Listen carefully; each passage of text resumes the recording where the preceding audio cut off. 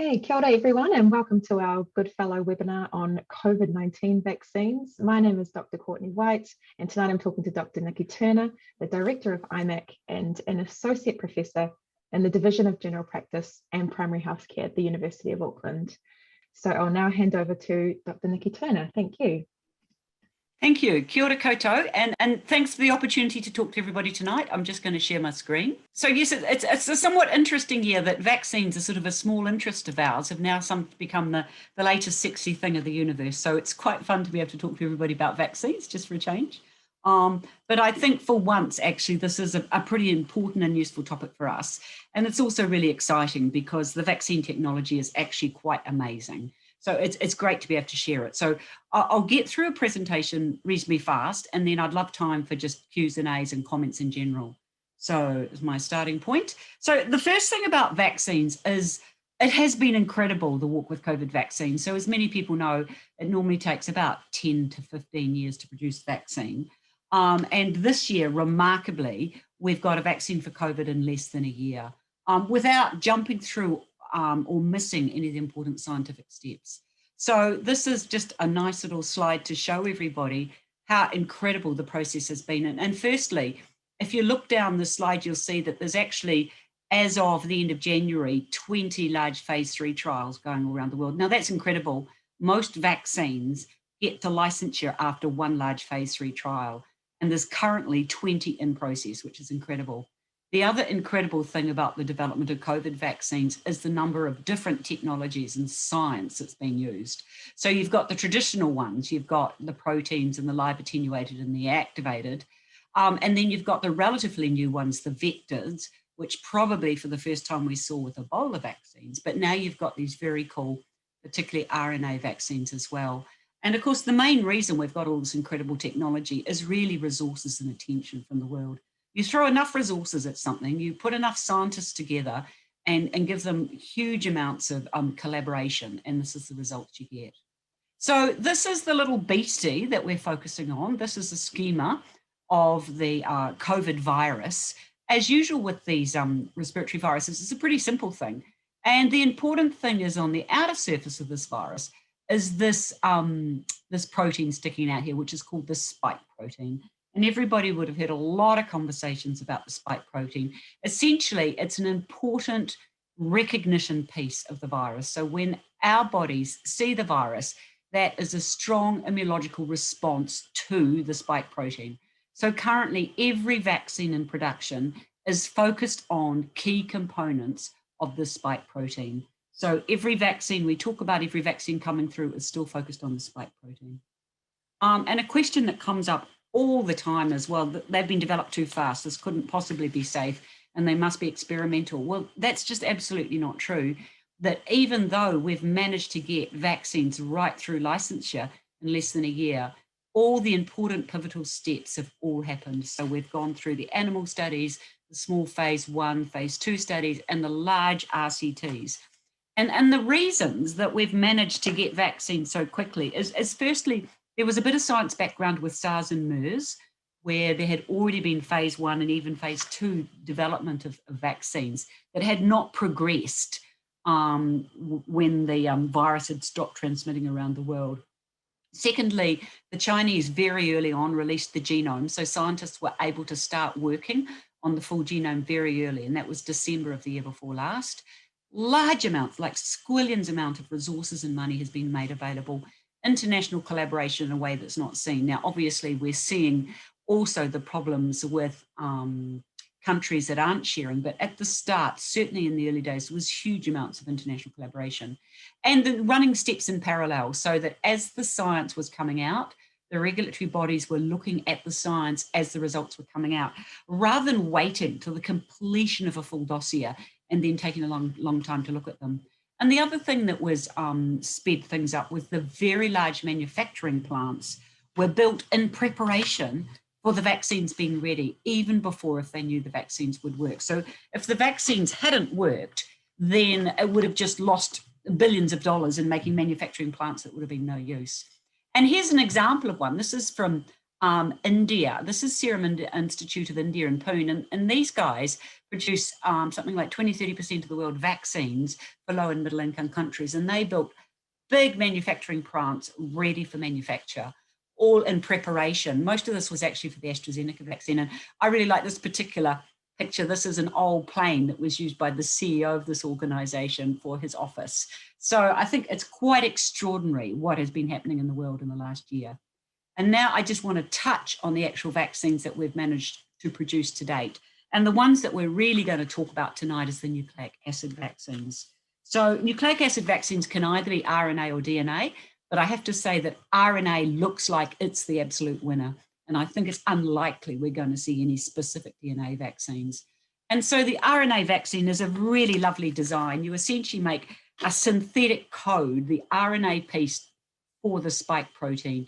You inject the synthetic code, the body recognizes it, takes it up by the immune system and produces proteins to it. So it's the body that produces the protein that is seen as the spike protein, and that is what the immune reaction is responding to. So the beautiful thing about these is you're not giving any part of the virus at all. You're not even giving a protein from the virus. You're just giving a code for it. Now, the reason we haven't had RNA vaccines previously is because RNA is inherently unstable. You inject it and it's just unstable immediately. And the big science breakthrough was if you enclose the RNA in a lipid coat, it makes it more stable. And that was what's the breakthrough, so that you then have your RNA in your lipid coat. It stays around long enough for the body to create the response to it, to create your proteins.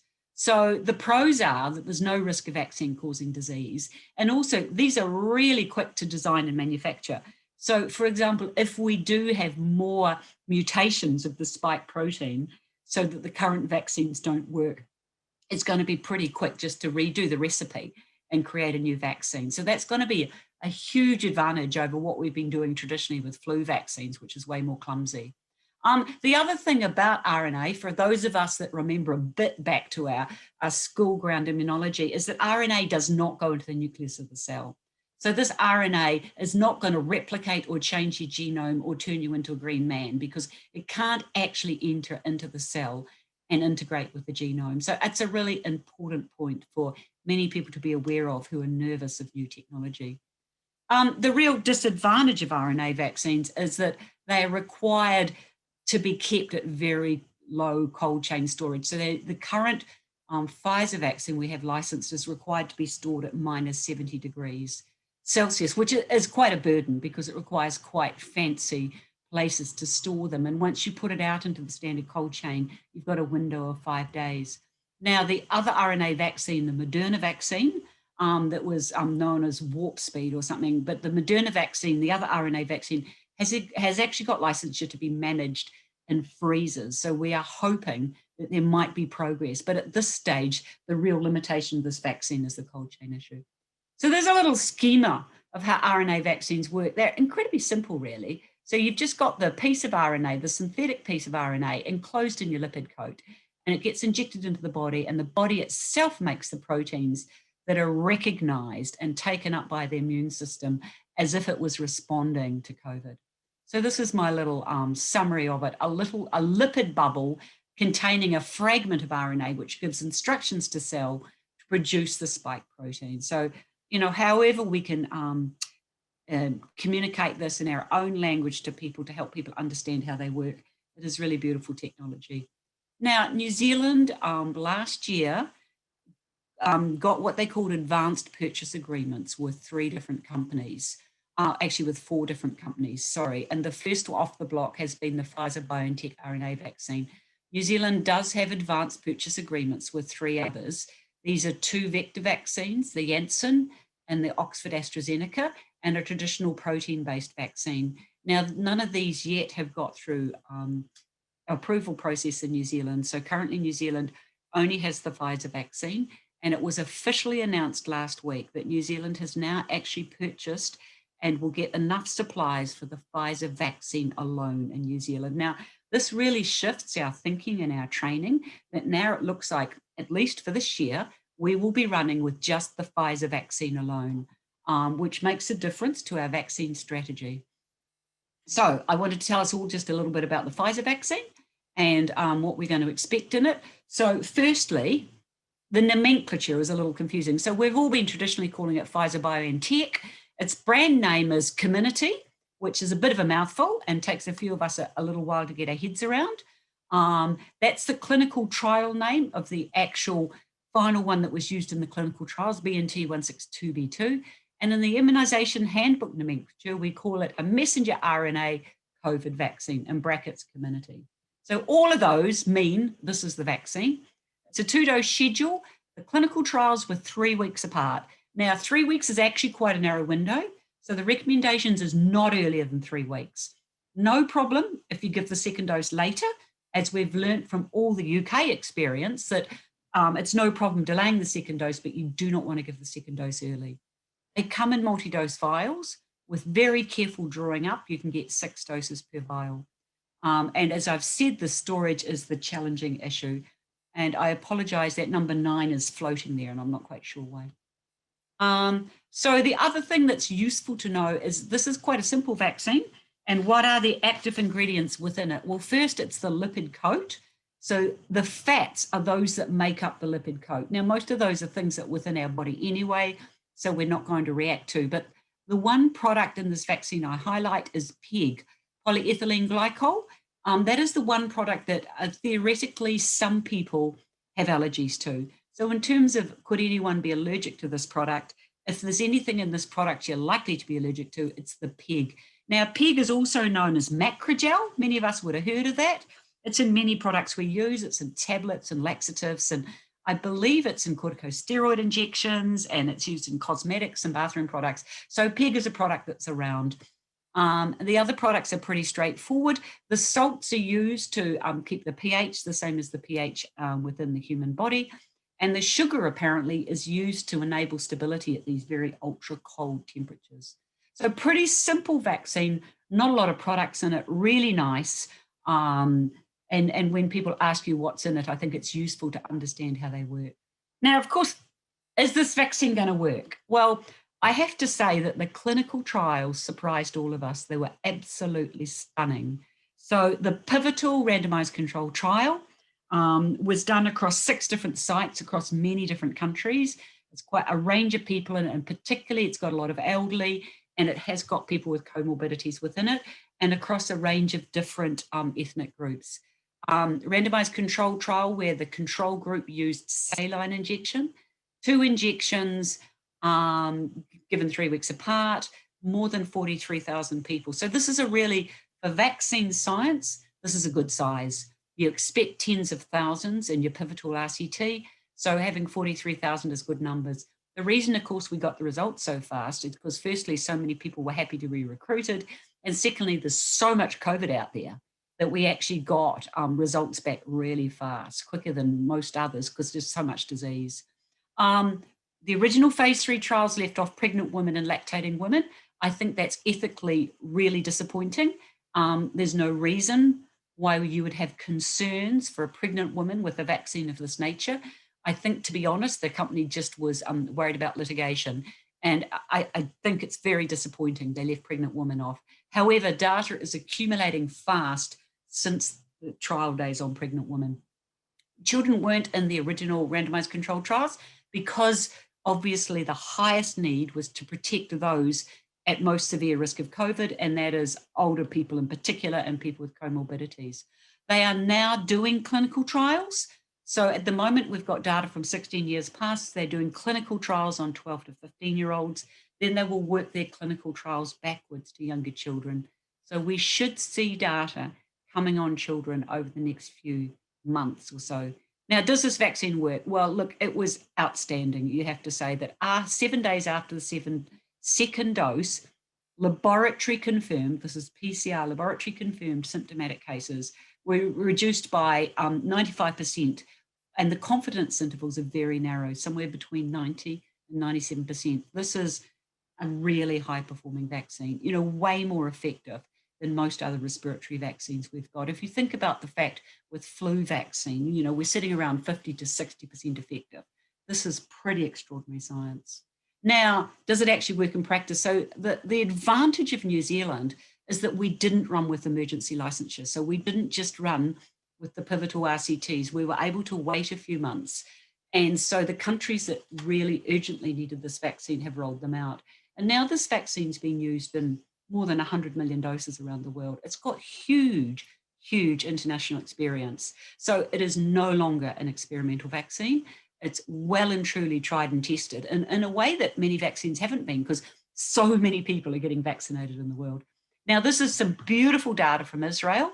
Many of you will be aware that Israel was probably the first country to really go ahead with vaccination and get high rates. And look, I haven't followed it recently, but I think they're probably above 50% of their population vaccinated now. This is a very recent, amazing study published in the New England Journal of Medicine, looking at, so this is now effectiveness data post-licensure. So this is looking at data in the Israeli population.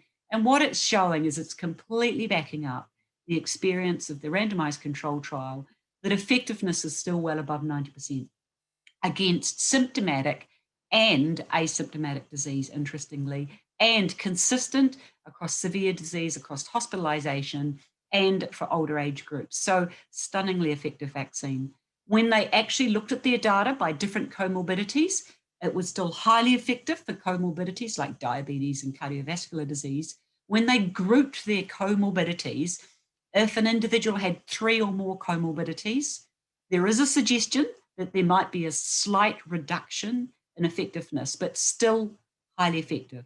So the answer from this data is that we should strongly be recommending vaccination across all groups: elderly people, people with comorbidity, immunocompromised.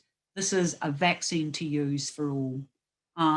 Now, the other interesting thing is that there's clear effectiveness even after 1 dose. And when they measured up to 27 days post 1 dose, there was at least 60% effectiveness. And once again, higher for severe disease. Now, I think it's interesting, and I believe this is still true, that anybody who's been vaccinated with this vaccine around the world, there has been no COVID deaths. So this vaccine is highly effective considering how much COVID there is out there. Now, of course, what New Zealand all wants to know is this vaccine going to be effective against spread? So yes, we know it's highly effective against disease. If I get this vaccine, it's highly likely to protect me against disease. Will it stop me spreading the virus to others? Well, the Israeli data is suggesting that it's also highly likely to reduce asymptomatic spread.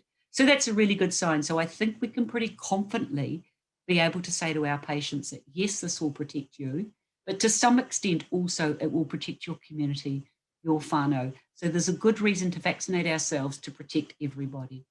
Will we get to herd immunity? Probably not. There's too much in the world, but it will reduce asymptomatic spread to a reasonably large extent. Right, the next big question is this vaccine safe? Once again, we've got really beautiful data. So this is my little summary slide. The preclinical, the clinical, the large RCTs, no safety signals that jumped out. So reactogenic vaccine, you can get sore arms, fevers, headaches, muscle aches, tiredness, but no significant safety signs, with the exception of anaphylaxis. Now, the early clinical trials were worried that the incidence of anaphylaxis was quite high. Since that stage, we've had incredible data around the world. And I reflect down below the US VAERS data. This is looking at more than 12 million doses. This is not a small database. This is a vast database. And out of the more than 12 million doses, there were no unexpected events. Anaphylaxis is in the order of somewhere like 4.7 million doses. So it is higher than anaphylaxis we see for the childhood vaccines. But it's well within the range of what you'd see for any biological product. It's certainly lower than anaphylaxis post-penicillin. So it will happen. New Zealand will see cases of anaphylaxis. Now, the other interesting thing about these anaphylaxis, out of all the cases they saw in the States, about 1/3 of them had a history of previous anaphylaxis to any product. So our current advice is that if we're vaccinating somebody who has a history of previous anaphylaxis type events to anything, then you wait a bit longer and observe more closely. So instead of the normal 20 minutes, for those people, we'd recommend 30 minutes.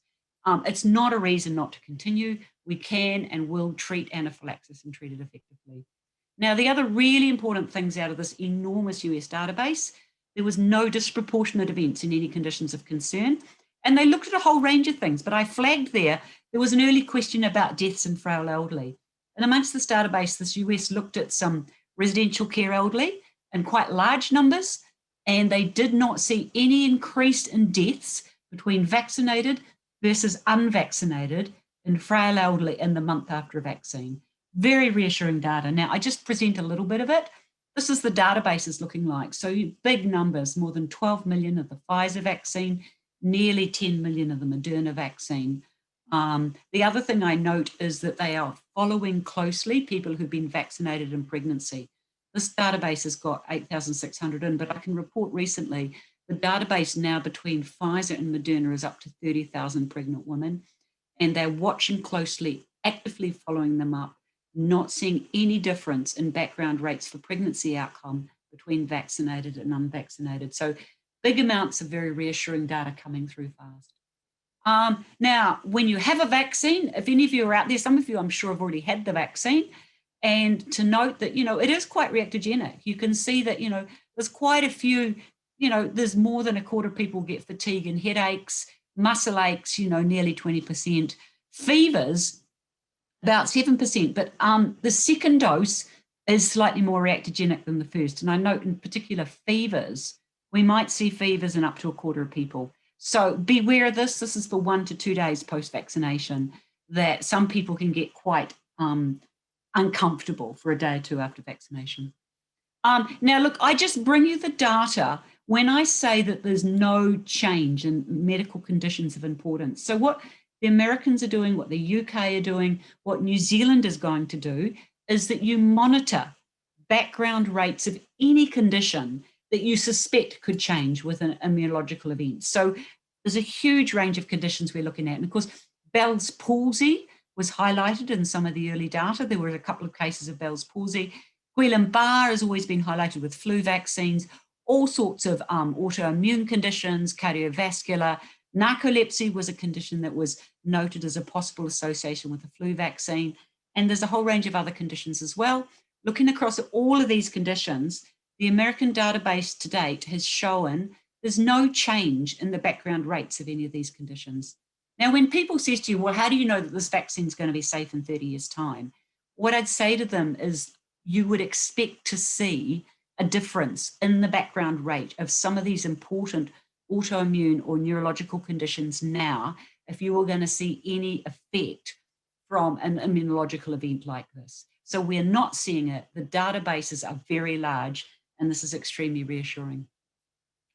I put up just a little bit about maternal vaccination. As I said, I was frustrated they didn't include pregnant women in the original clinical trials when there are really no theoretical concerns about giving this vaccine in pregnancy.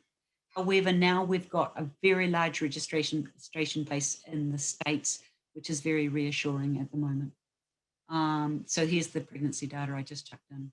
Now, look, there are still things we don't know. Obviously, these vaccines have come very fast. And the question that's really out there a lot for New Zealand is, can we get herd immunity? Well, quite frankly, I don't think we can. And the reason is the moment we lower our border protection, COVID will flood into New Zealand.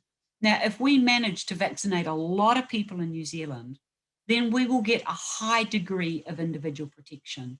We will also be able to reduce the spread of it.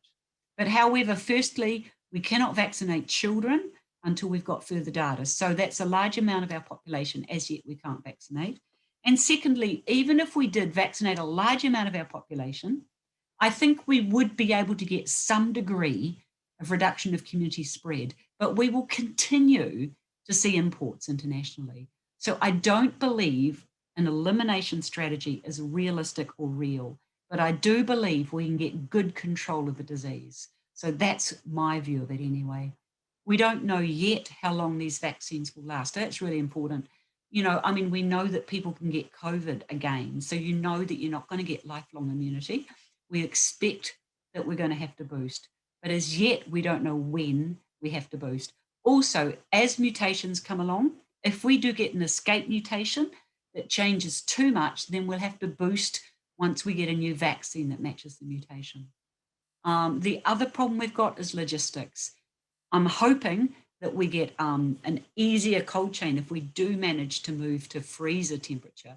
But even so, this is a very difficult vaccine, because if you have to have it stored at very cold and only 5 days in the cold chain, you run the risk of losing and wasting a lot of vaccine if you're not able to use it once it's out there in the cold chain.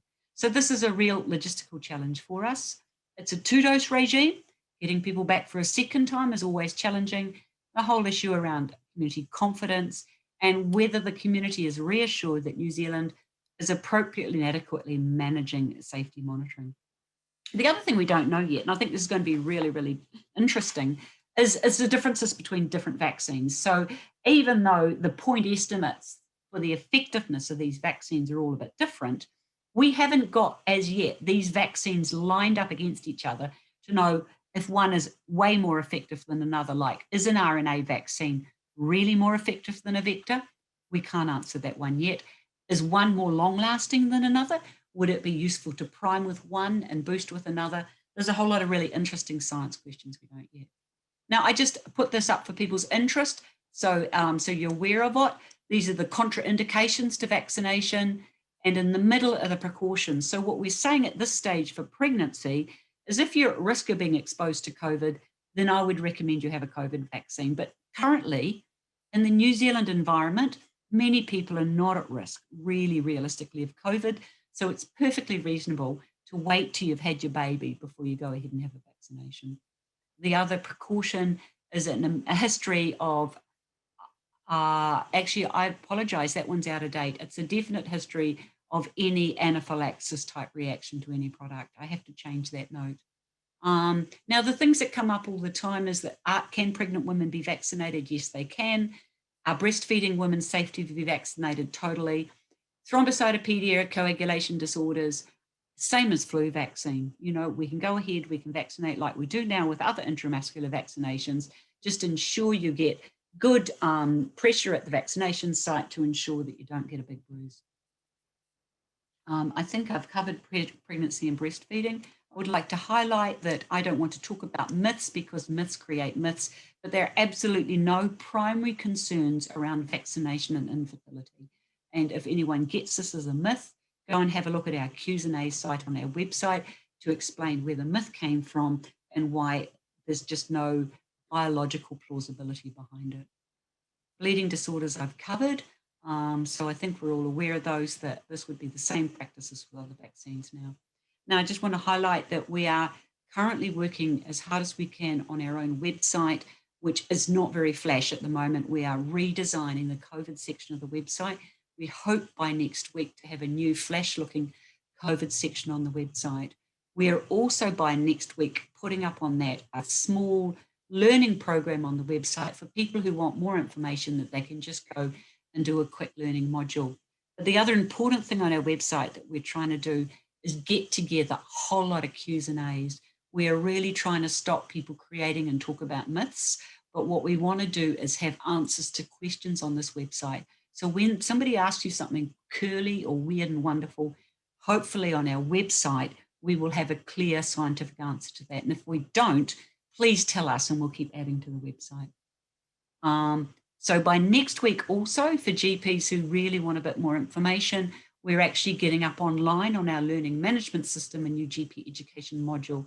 This is a bit more succinct and shorter than an overall vaccinated training module. It's just to get us up to speed so that we feel comfortable and ready to prepared to understand the vaccine. So the National Immunisation Register is being redesigned as we speak. It will eventually turn into a new model, which will be called the National Immunisation Solution. Currently, at the moment, it's got a halfway step towards that, which is called the COVID Immunisation Register. And that is also on our online training, has been developed by the ministry. And that will eventually move towards all vaccines on the national schedule. But at this stage, it's just for COVID vaccines. Now, just a couple of minutes to cover the other vaccines that may be coming. So I think viral vector vaccines are the other vaccines that New Zealand may possibly see. The one that's closest possibly is the vaccine, the Janssen or Johnson & Johnson vaccine. Now, the advantage of that one at this stage, it's getting licensure. It's got US licensure, European, and I'm not sure about UK. It's got European and US licensure for a single dose. It's also stable in the cold chain. So, you know, it's quite an advantage for small site vaccination. It may be a better option for the Pacific vaccination. So it's got quite a few advantages in terms of delivery. So how do the viral vector vaccines work? Have I got a picture of them here? Well, I mean, they're quite interesting. So you take a harmless virus to a human now, and you can either have a replicating one like we did with the Ebola, or in the case of these vaccines, they're non-replicating viruses. So they're inactivated viruses that when you inject can't replicate, but the body recognizes the virus. And the ones that are first off the blocks are using adenoviruses. They're either using a chimpanzee or a human adenovirus. And essentially you splice in the genetic material for the spike protein of COVID. So it's essentially a virus with the spliced in piece for the spike protein. You inject the virus into the body responds to the virus, but it also responds to the spike protein, and then you get an immune response. These vaccines are also looking really, really effective. There's a couple of possible theoretical concerns that if your body gets a strong immune response to the virus, would it blunt the next response to the same virus? So interestingly, for example, the Russian Sputnik is using 2 different adenoviruses for its prime boost. Other vaccines are using chimpanzee, and some vaccines are using a human adenovirus that's quite rare. So that's the next one that's possibly likely. And I just highlight the Janssen, looking really good through its phase 3 studies, highly effective against hospitalization, no death in vaccinated people, at least 85% effective against severe disease. And importantly, this one includes the South African variant, which is very reassuring. So looking very promising also as a vaccine. And then I just finish off with the protein subunits, which is a traditional protein vaccine focused on the spike protein. And the one that New Zealand had got a pre-purchase agreement is Novavax. It also has got fantastic early data coming in on it. The vaccine rollout, I think people would have heard about this last week. We know that they were vaccinating border MIQ workers and their families as we speak. We are rolling it out now to frontline healthcare providers, and then it will move on from there into priority populations. The government's highlighted they'd like to particularly focus on counties, if we can move faster in counties, but we will roll out through priority populations over the next few months. So I am happy to take questions on that one. I think we've covered some of these common concerns about the short development time, the importance of special groups. People keep saying these people are immunocompromised, should they be vaccinated? And I go, these are the people who absolutely need to be vaccinated. I think we've covered those questions. Now, look, I wanted to touch in 2 slides on what people keep calling vaccine hesitancy. Now, in many ways, I think the more people talk about vaccine hesitancy, the more we're creating the concept of vaccine hesitancy. The concept of why someone chooses to delay or not receive a vaccine is a complex array of different issues. It's not a single issue. You get a small percentage of people who just choose to not believe the science and to not trust it. And that's straightforward, and that's a small percentage. Most other people have a mixture of issues and barriers, as we all know, as to why they don't get vaccinated. And it'll be a mixture of whether they can get access to it easily, whether they believe that the vaccine is important, how important and how scared of the disease they are. So it's a mixture of all these factors. Now, we know this with our one-on-one conversations with people. That is what's going to make more difference than anything else. You know, fears and myths in the modern world are absolutely magnified through social media, but so is support and communication. So we can also positively magnify through social media. So my one slide on all of this is the importance of us understanding the science, believing it, being able to communicate and being able then to communicate out to our communities. I think that's what will build a resistant and supportive community, not constant polling and constant conversations about hesitancy, but conversations around how these vaccines really work, what we don't know yet, and why we're using them within the New Zealand complex. Now, I think we all know that there's multiple communication issues within our health sector that go wrong.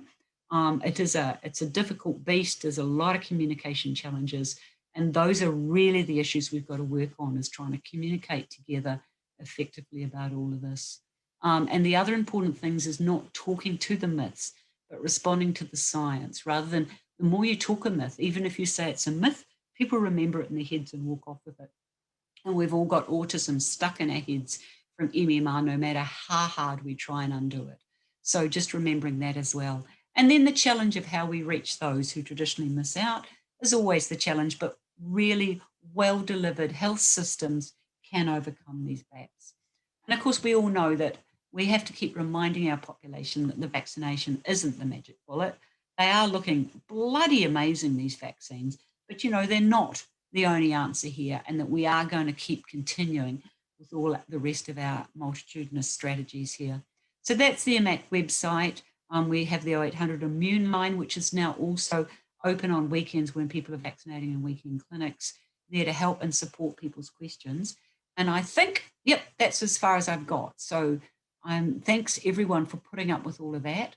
I'm going to stop the share now, and I'll go back to Courtney. Maybe you can negotiate us through some Q's and A's. Thanks, Courtney. Oh, all right. Thanks so much, Nikki. That was really, really clear information for us all. So we have quite a few questions in, so we'll get through as many as we can in the time that we've got. We've got a few questions specifically around autoimmune disease, those who are on immunosuppressant medication. There's been a specific question about needing to stop methotrexate 2 weeks before and 1 week after receiving the COVID vaccine. What are your thoughts on that? Okay, so autoimmune disease, I think basically the principles are the same as other vaccines, that we should be vaccinating. These people are at higher risk than other people. So no reason not to vaccinate. Contraindications, methotrexate, being on prednisone, being on other, it's the same principles as flu. So essentially, you look at the special groups in the immunisation handbook, it covers all those questions. So if you've got a specific question around distancing, it should be there in the handbook. We have added a new COVID chapter to the handbook, but essentially the rules around, remember, it's not a live vaccine, so we're not worried about making the disease worse, but we're trying to get the window when the immune response would be the most vigorous, so that, if somebody's at risk of COVID, then you wouldn't care what drug they're on, you give the vaccine straight away, okay? Because it's not a live vaccine, there's no concern about making it worse. But if you've got time to wait and somebody's going to come off an immune suppressant drug and you've got a window, then try and get your vaccine in that window time. So think of the principles with flu vaccine and any other subunit vaccine, and it's the same as that. Not a live vaccine, so we're not away from a safety point of view. It's more how effective is it? People have asked if you can give the second dose before the 21 days. And also, I would say don't. And the reason I'd say don't is personally, from a vaccinology point of view, a prime boost, you're better having a broader gap. Know now from the data that the second dose is just as effective, if not more so, with a delay. No problem with delaying, but personally, I do not want it earlier than 3 weeks. If anything, I'd be happier to delay. No problem with making it longer, but there is no data for having the second dose earlier. It might be more reactogenic too. Okay, sure. And if you were to give the second dose after the 28 days, how much can that affect your immune response if you're really delaying it? Yeah, no problem at all. Same principles as other vaccines. You don't have to repeat. Doesn't matter how long after the first dose you can give it. Now, I haven't got any data for this, but I would suspect that the longer gap's actually better. So no problem giving it later after the first dose. I've just thought of something I didn't mention in these slide sets, and people bring up all the time, is that this vaccine has not yet been tested on being given at the same time as other vaccines. That the current recommendations is, if feasible, try and keep a 2-week gap to flu vaccine and other vaccines. Now, it's not that important. It's more important that you vaccinate. So we don't have any data yet on concomitant delivery, giving them together. But there's no reason to suspect that there would be a problem. It's such a highly performing vaccine that it's unlikely to be blunted if you gave it with another vaccine. So on the whole, if you can have a 2-week gap, do so. But if for some reason it's inconvenient to have a 2-week gap, it's not a problem. And the other thing is, if you've given MMR or a live vaccine, their reactogenicity is about 2 weeks later. So after a live vaccine, if you can, you wait a month for COVID. But I want to recommend, these are only guidelines. They're not absolute. And it's only because we don't have clinical data. And so that then you won't confuse which vaccine is causing the reaction. But vaccination's way more. If somebody's been given a vaccine, don't hold back. Sure. There's been a couple of questions about delaying mammograms after having the COVID-19 vaccine. Yeah, so why? Why would you consider the need to delay a mammogram? This vaccine, if you think about it, is acting as the same way as we've ever had before. It's just actually more pure. So I'm not quite sure why somebody would delay a mammogram, to be honest. I think there was a article published in the BMJ this month about apparently giving false positives on a mammogram after having a COVID-19 vaccine. Can somebody find it and send it through to me? Because it's not something I've ever heard of. And from a first principle, I'm struggling to understand why that would be feasible. So if you wouldn't mind, Courtney, if you could follow that up, we'll chase that up. Yeah, sure. That question. Absolutely. There's a few questions about if people have received something different in the Pfizer vaccine for their first dose. For example, if they were overseas and then came back to New Zealand and we've only got Pfizer, would other vaccines be available, or can they swap brands? Really interesting question, eh? So on the whole, I mean, as you always say with vaccines, you want to try and finish your course with the same vaccine you started it with. So hopefully most people, by the time they come back to New Zealand, have had their 2 doses of whatever vaccine they were offered. If they haven't, then we don't actually have any advice on that at the moment. You've got a choice, really. You could actually go ahead and just have a full Pfizer 2-dose vaccine course, even if you've had a single dose of another vaccine previously. It's just going to boost your immunity. And there's been some questions about blood clot risk in the Pfizer compared to the other one. So the issue that's going on internationally at the moment that's really interesting is not about the Pfizer vaccine, it's about the AstraZeneca vaccine. A few European countries have put a pause on AstraZeneca vaccine because they've seen a couple of cases of blood clots. Now, I'm finding this one a bit puzzling, to be honest, and I wonder if it's more politics than science, because quite frankly, the British have an enormous database on the AstraZeneca vaccine, and their background data, they've seen no increase in any variants of blood clots and thrombosis. So I know that the Irish have stopped their program and through a few of the Europeans, but at this stage, I can't see why they've done so. The Australians are continuing their program. So it's all a bit of a mixed bag out there.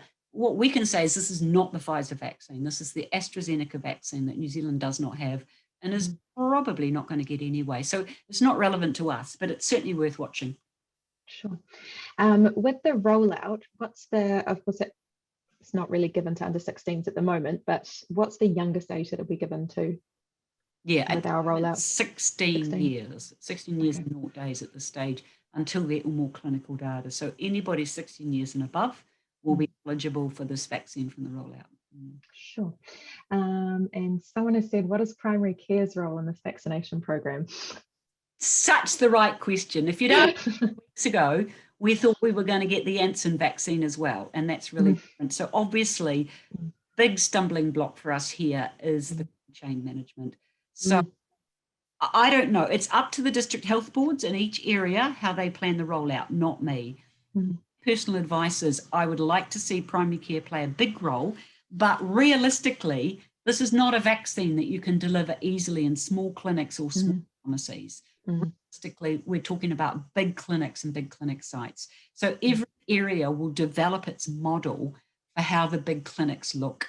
And I think it's way more likely that we just have to set up big clinic sites and maybe have, people being shuttled to and from big clinic sites. Now, primary care should still be able to play a big role in that, but it's not, sadly, like our traditional approach where we can all keep this in the fridge and just chuck doses as the people come in the door. So it's not quite like we were originally envisaging. Sure. Question about if someone's already had COVID, do they still get the vaccine? And if they catch COVID in between their 2 doses, should they still get the 2nd dose? Yeah, really interesting one. So I mean, yes, people who've had COVID are still going ahead and getting vaccinated because there are cases of people after COVID who get COVID again. So vaccination, like any other vaccination principles, will boost your immunity to COVID. So if you have the misfortune to have a COVID vaccine and then get COVID, you're still able to have your 2nd vaccine. Once again, same principle. It'll just boost your immunity to COVID. Is the answer. Sure. Okay, I've got a few questions coming in. Okay, if it's made mandatory for travellers to New Zealand, would it increase safety for us? Safety for us. Oh, you mean in terms of people coming into the country? Yes. Really interesting question, because at some stage we have to open up our borders. Mm. We do so, people will come in and COVID would come in. So look, I'm not going to answer what happens internationally, but it sort of does make sense that if you let people into the country, at least if they were vaccinated, it won't stop COVID come in, but I suspect it would quite dramatically reduce the amount of COVID coming in. So from a science point of view, it would make sense to want your travellers coming to New Zealand vaccinated. Any concerns about chronic fatigue after the vaccine? Yeah, they're watching closely. It's in among all the background rates watching closely. I mean, obviously the problem with chronic fatigue is how you measure it and how databases measure it around the world. So at this stage, no sign of any difference to chronic fatigue. But clearly that's one that the world will continue to monitor closely. Say that, there was a big issue about this with HPV and it was not shown. So it comes up every time that people say, oh, it causes chronic fatigue. We've not seen it with any other vaccine. But it certainly, there's a whole way of different ways of monitoring for chronic fatigue, because it really depends on how you make the diagnosis of chronic fatigue, how you measure it, how you code it in your coding system.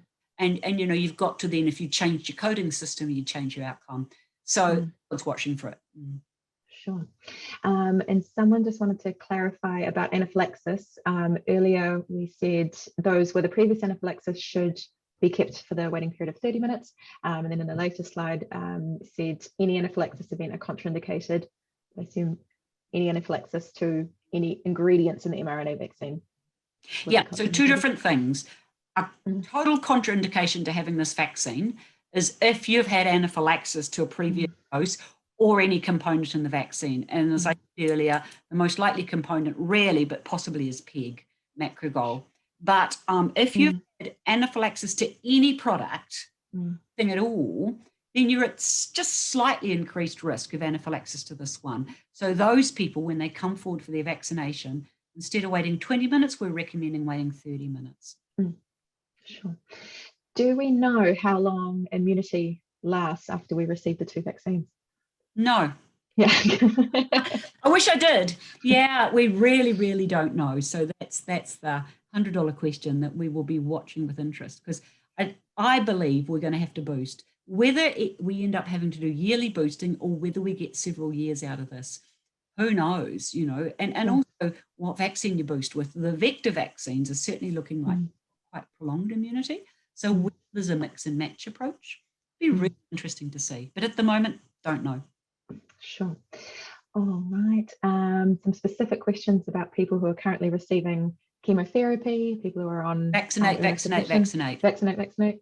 Yeah, vaccinate anybody who's at high risk. Now, remembering if you've got a slightly blunted immune system, your immune reaction might not be so vigorous, but vaccinate, and also vaccinate family around them. The same principles as flu. Vaccinate everybody, but knowing that people who've got, blunted immunity, vaccinate their family members as well to protect them. Okay.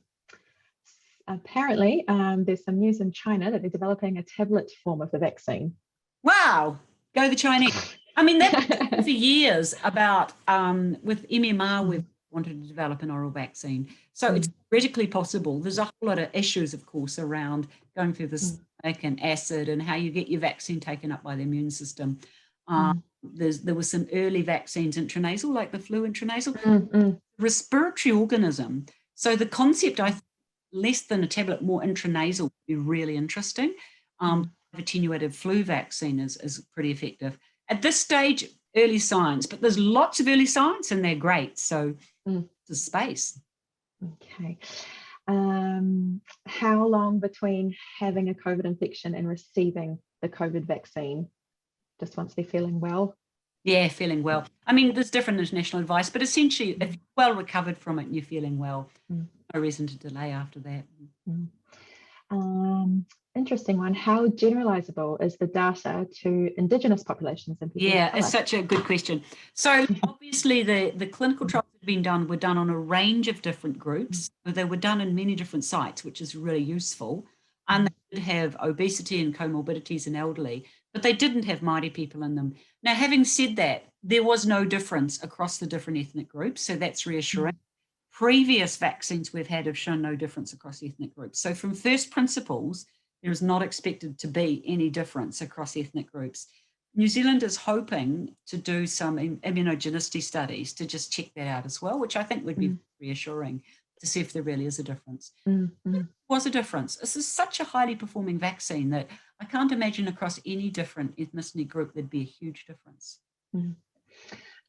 Should health professionals have the COVID vaccine before the flu vaccine? I think we're in that one of the first kind of rollout groups, so we probably will end up having. I hope that most of us will get it before the flu vaccine. That would be my hope. I mean, you know, at the moment, what is our biggest risk? There's not much flu in the country. There's no COVID. Well, it's a little. So I think I'd certainly go for COVID first if I could. Yeah, sure.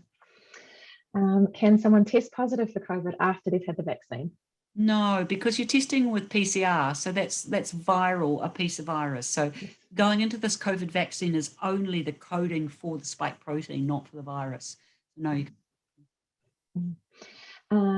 Question about frontline workers who are on immunosuppressive medication. Do we know how effective the vaccine will be for them?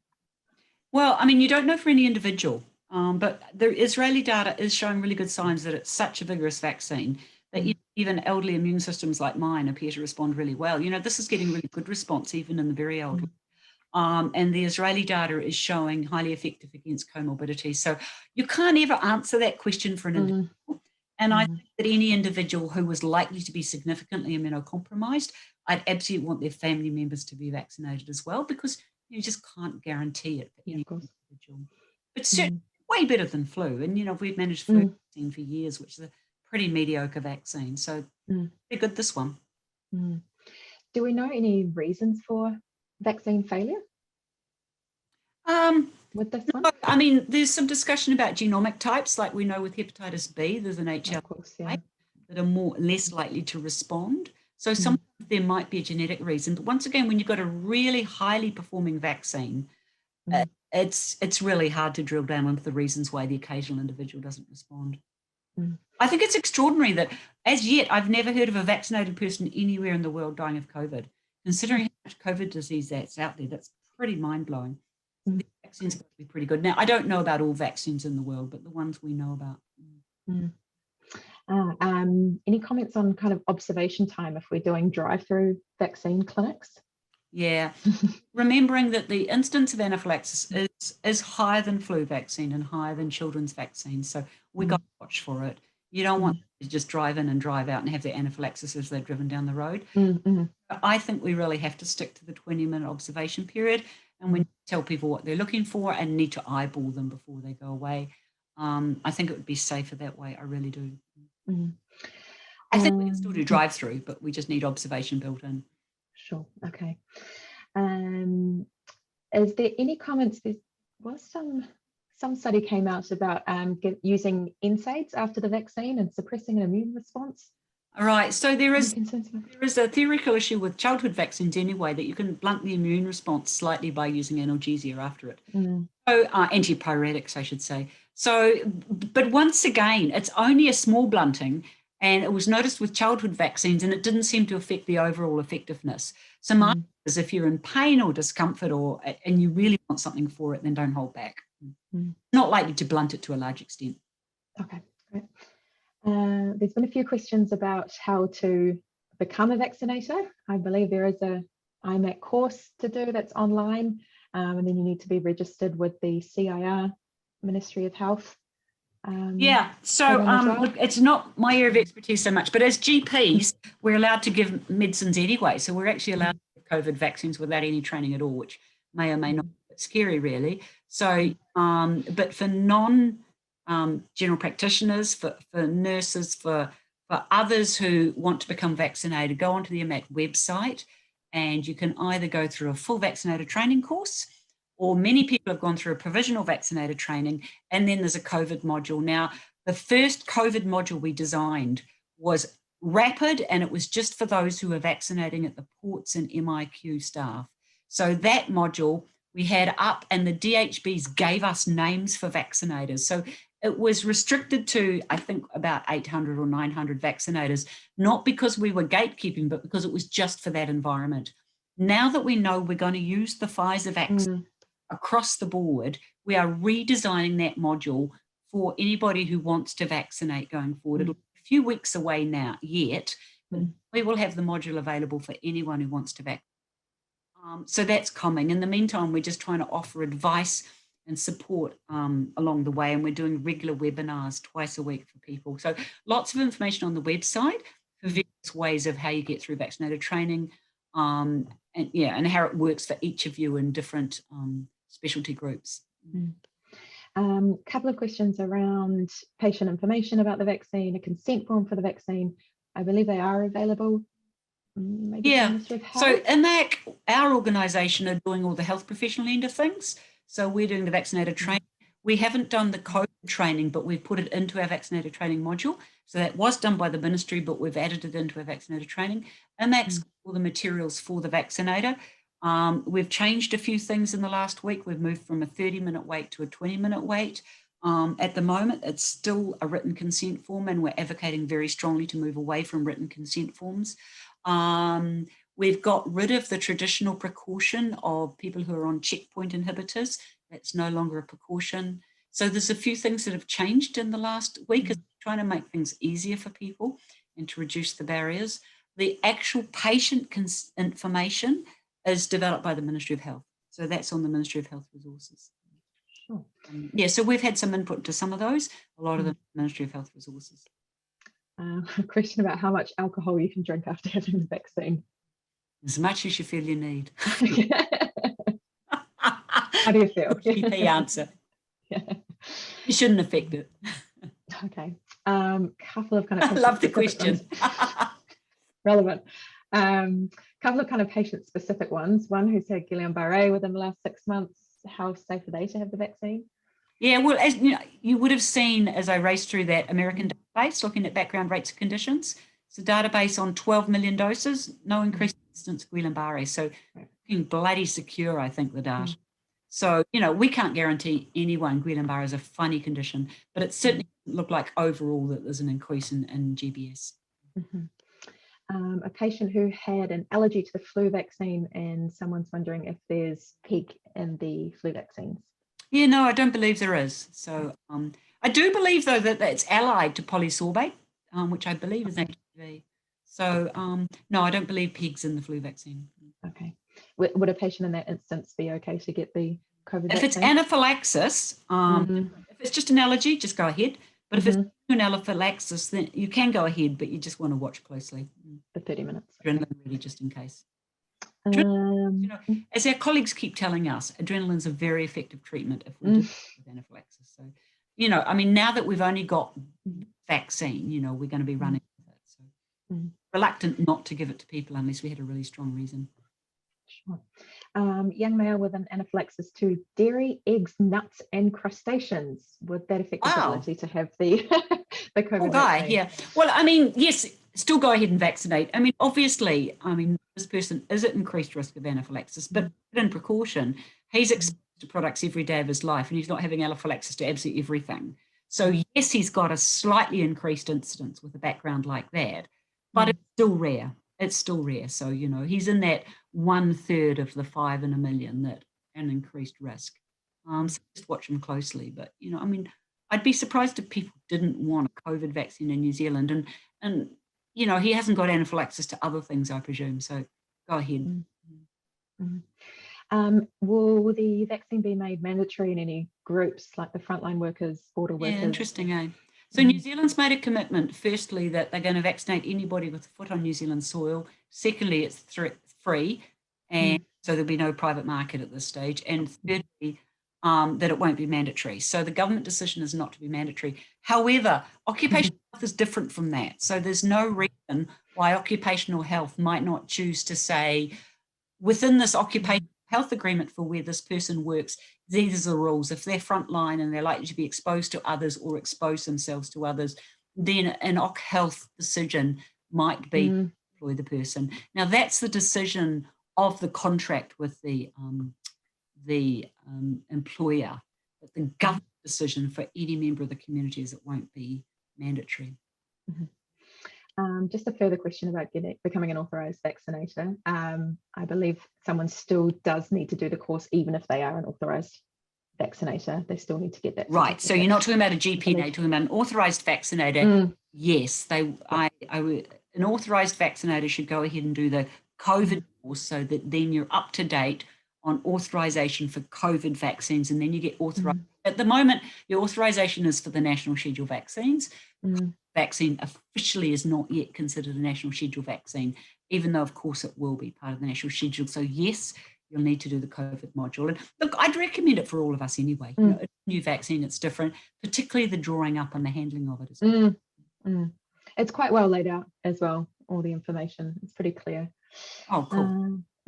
And the adults who are at risk who can't consent, for example, intellectual disabilities or dementia, how do we get around that? Yeah, no, it's the same as any other vaccine. You know, if you've got a attorney, you get the person who's got the power of attorney to consent. So any other vaccine, any other medical condition, it's the same, who gives the informed consent for the person who, if they don't have their own capacity. So no different from flu vaccine, no different from medication that we deal with day in, day out for people who may not be able to consent for themselves. How can you validate a COVID vaccine passport? Yeah, the question, eh? So there's a lot of international thought going into that. I mean, we used to do it for yellow fever, and now we've got way better, more sophisticated electronic techniques. I mean, no expert on this, but there's got to be some reasonably clever international ways. I mean, we are hearing, aren't we, about sort of, mock vaccines and all sorts of weird stuff out there. And I guess people are always looking for ways around it. But I know that at the international level, they're looking very hard at a validated electronic approach to verify that somebody's been vaccinated. That's interesting. Are there any plans for a series of educational forums or anything for the general population? Because GPs probably aren't going to have the time to educate everyone. So IMAC, my own organisation, is only funded to support the healthcare sector. But we are supporting many people in the healthcare sector to teach them, to give them the materials to teach their communities. So a lot happening at the Ministry of Health level, at the District Health Board level, to go out and teach the communities. So lots of local stuff is intending to happen. I believe that the Ministry of Health will run a national promotional campaign, and they've got a look and a feel to it. It'll be rocking. I'm not quite sure when. It'll have to be staggered as the vaccines rolled out. But that should come through the ministry and through district health boards. But I think the more information that gets out there at the community level, the better. The more conversations we can, the more people talk about it. Great. Someone just wants to double check there is no aluminium or formaldehyde in the Pfizer vaccine. No aluminium, no formaldehyde. That's correct. Yeah. So, I mean, aluminium's an adjuvant. It doesn't need it. Formaldehyde's a preservative, and it's not needing that. Great. Worthwhile getting blood tests after vaccination as proof of immunity, and if so, what kind of time frame? Now, the trouble is, we don't have what we call a correlative protection. So we know that we get sterilizing antibodies as a response to being vaccinated with COVID, but we don't know yet at what level the level of antibody is protective against COVID disease. So you can't just measure it like you can with hepatitis B or with measles and say, there's a correlative protection, that person's over, that person's under. So there's a point. And other thing is, there's obviously quite a lot of cellular memory here. It's not just sterilizing antibodies, but there's a lot of T cell memory going on. It's a T cell 1 pathway driven approach. So there's not a lot of point measuring antibodies, really.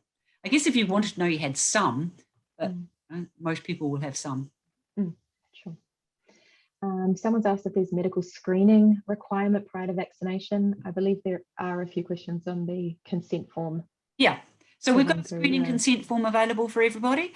And essentially, the major thing you're screening for is that you haven't had anaphylaxis to a previous dose, and if you've had anaphylaxis to anything else. The rest of the screening, you want to know if somebody's got a bleeding disorder or an anticoagulant, not that you wouldn't vaccinate, but that you just take more care and offering pressure afterwards. Okay. What are your thoughts on the massive immunisation in countries that have several vaccines available, and how did New Zealand pick the Pfizer one? Yeah, well, I think some of it's good luck. Now, having said that, I was privileged to be part of the science committee that scrutinised the data last year when the vaccines were coming through and being offered to New Zealand. So the 4 vaccines with the advanced purchase agreement, New Zealand had put a lot of background science and thought into whether we thought they were looking from a scientific point of view really feasible. And all 4 of those vaccines look great. So we did put a lot of early thought into them. And I mean, it's following through that the RNA vaccines looking good, the vector vaccines are looking good, despite the challenges around the world with AstraZeneca, the vector vaccines are looking good. And still the protein vaccine, Novavax, is also looking good. So we had put scientific thought into it, and it's come through on us, you know. And I think that even knowing the early science, these RNA vaccines are extraordinary. And it may be RNA vaccines are the way of the future, but we don't know how long they're going to last yet. So still maybe vector vaccines will be as good, if not better. For the possible kind of mutant or variants of the virus, do we know at this stage if we would need kind of further vaccinations, further courses or boosters? Yeah. So this Pfizer vaccine is acting really well against the British strain, so it's pretty confident it's acting well against that. The data so far against the South African strain suggests there may be a small amount of blunting, but you're still effective. So at this stage, the vaccine's looking good against the current mutations, but watch the space, because, you know, if it does mutate more, they may need to change the formula. Sure. After the first dose, how long does it take for the immune response to be effective? For instance, other vaccines usually are 2 weeks. That's right. I mean, we usually you see a response within 10 to 12 days, really. Under 10 days, you push luck. And you may have heard that there was somebody who was vaccinated in New Zealand and had COVID a couple of days later. So clearly, you know, the vaccine hadn't had time to start working. It's just bad luck. Sure. At this stage, do we know if we need to self-isolate for 2 weeks in New Zealand, even if you've had both doses overseas? Yeah, it's a regulatory question rather than a science question, really, isn't it? Interesting one. So, I mean, that's a question for the Ministry of Health to come out with a policy decision. New Zealand has to make a decision around this whole elimination concept. I think once we start to loosen up on our borders, yes, we could allow just vaccinated people in, and that should dramatically reduce your risk of getting COVID in New Zealand, but it'll come, but we might be able to control it to a pretty large extent. Someone's asked, what are your thoughts on ivermectin as a COVID treatment? Yeah, I think I saw something. Look, I'm not the treatment person, but I've seen something recently suggesting ivermectin's not very effective. So I know that the recent RCT that was published, and it didn't look very good. So, but it's not my area of expertise. I'm just seeing this in passing. Sure. Someone wanting to confirm they do not need to wait after taking the vaccine before trying to conceive. You do not have to wait after taking the vaccine before trying to conceive. No waits needed at all. From first principles and from no other reasoning, not a live vaccine, no problem at all. Some more questions on immunotherapy. Someone who has lung cancer is on chemo and immunotherapy. Can we vaccinate? Someone with we can. Yes. All of them we can. Back to the same point. Vaccine, vaccinate anybody on any of these treatments. If like they're going to come off the treatment and they get a better immune response, then you might want to wait a while. But that's just because you want the best immune response possible. If somebody's really at high risk of COVID, then don't hang around, vaccinate.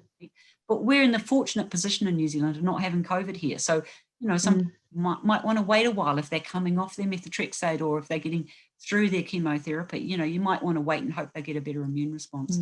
Same principles as flu. Flu vaccine. Sure. If you miss a second dose, how effective is it if you've just had one dose? Yeah, so I was showing you that Israeli data that suggests it's 60% after one dose. Interestingly, there's also data that suggested that less than a week after the second dose, it's 90% effective, which suggests that the first dose effectiveness keeps increasing because that's not related to the second dose. So it looks like it's highly effective, at least for a short time after the first dose. Okay. Another fertility question is your answer different if they're undergoing some treatment like IVF? No, you're welcome. I mean, I think the issue that we always have is people will blame the vaccine when something goes wrong. This is about giving a flu vaccine in the first trimester, and it would be the COVID.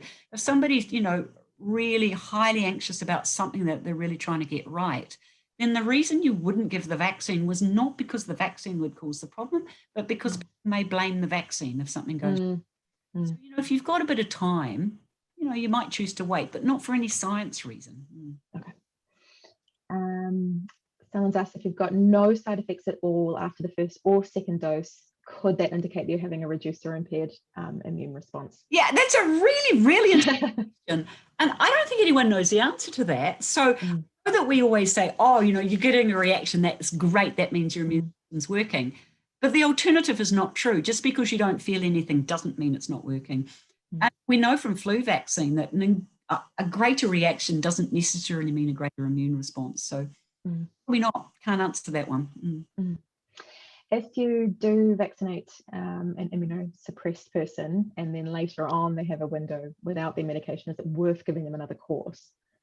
Yeah, it's a really good question. At this stage, we're only available to give vaccines to an individual. But from the first principles point of view, it makes sense, wouldn't it, to give a booster? But there's just not enough data yet to answer that.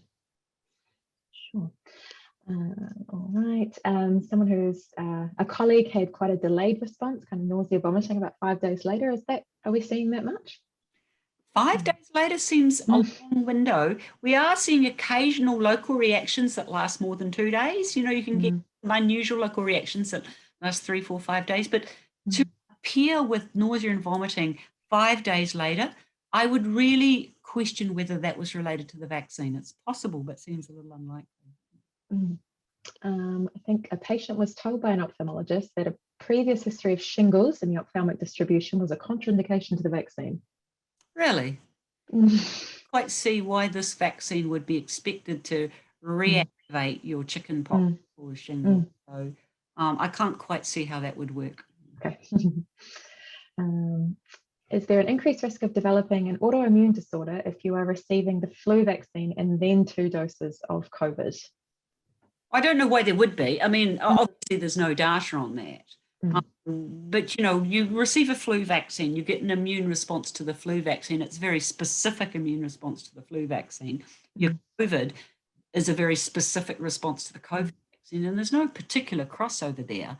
So you don't see an increase in autoimmune from flu vaccine anyway. So I can't see from first principles why you'd expect that. Just some more information about the delaying mammograms. Apparently there was an issue with false positives because swelling of lymph nodes in apparently unilateral axilla, the side of the injection after a vaccination, and that was giving false positives. How interesting. I wonder how common that is. I think that we would have to explore that further. And if, Courtney, you wouldn't mind sending that through to me, because I'll ask our guys to have a good look at that, see how common increased lymph node enlargement after a mammogram is, because I didn't actually think you get lymph node enlargement after a mammogram, but we will look into it and we'll put an answer up on our COVID website for you guys. I think they were thinking lymph node enlargement after the COVID vaccine and then going on to have a mammogram. And then they get confused. And then, because of that. So we'd have to go and look at whether lymph node enlargement was a common issue after a COVID vaccine. So you wouldn't mind, Courtney, passing that on. I'll get it out on it and try and get some sort of thoughtful answer for you folks. Those are the sort of questions we want. That's in someone's got some side effects since the vaccine. Unfortunate. Oops. All right. Okay. Someone said, how do we know everyone can express or make the viral spike protein? Well, our immune systems all work to create a response to the virus. So remembering that this vaccine is 90 to 95% effective, that means that 5% of the population do not make a response. Everybody else, to make the response, have to make the response to the spike protein. So we know that 95 out of 100 people roughly will make a response to a recognition pattern of the spike protein. The other 5%, they're either making an inadequate response, possibly none at all. Excellent. Well, that pretty much wraps up our questions, actually. So thank you very much. We got there right on time. So thank you very, very much for your time. I think everyone found that very informative, very clear information. So thank you. It's my pleasure. So thank you everyone for coming, and have a lovely night. Bye. Thank you, bye.